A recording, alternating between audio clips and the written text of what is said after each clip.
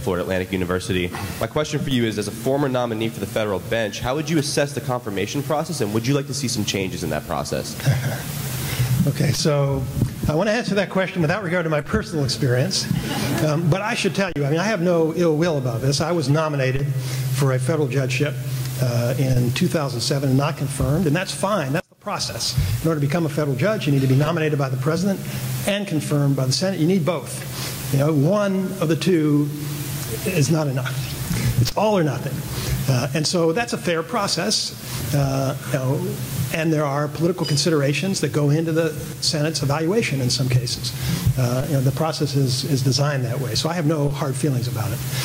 But I do have a critique of the process, and my criticism of the process, not just for judges, but particularly for executive branch officials, people who staff the Department of Justice and our federal agencies, is it takes too long to get through the process. Now, again, people are going to be rejected. And if they're going to be rejected, it might as well take forever. But if people are unobjectionable, then there's no excuse for this process being delayed.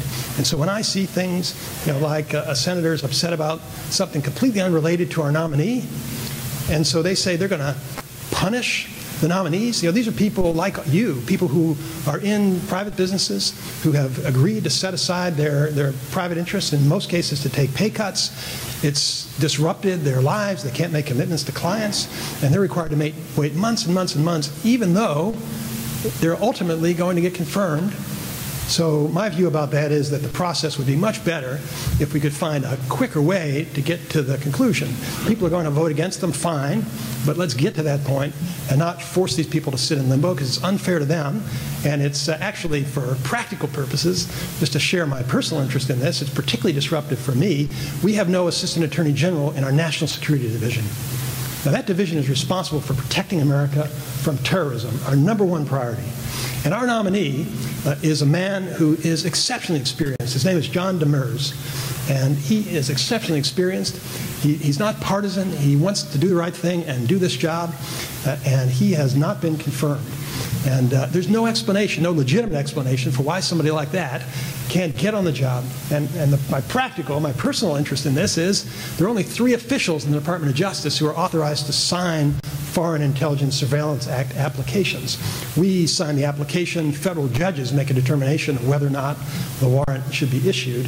But there are 3 officials in the Department of Justice: the Attorney General, the Deputy Attorney General, and the Assistant Attorney General for the National Security Division, in that order. And whoever's there and is lowest on the totem pole spends a half hour of their day signing those warrants. So the Attorney General did it from February through April, and I've been doing it from April through January. And when John gets there, I'm going to have an extra half hour every day. And there are lots of things that I can do at that time. So that's my personal stake. But again, the more important issue is it just isn't fair to these people. And if they're going to be rejected, as I was, no hard feelings, let's get that over with. But if they're going to get confirmed, let's just find a way to get it done. Thank you. So does anybody agree with me on that? How could you not? We have way more questions than we'll be able to get to, but we'll just start out with an easy one.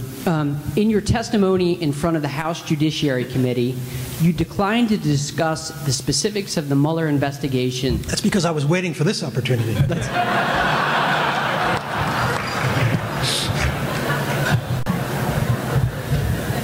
So thank you for asking. So can you comment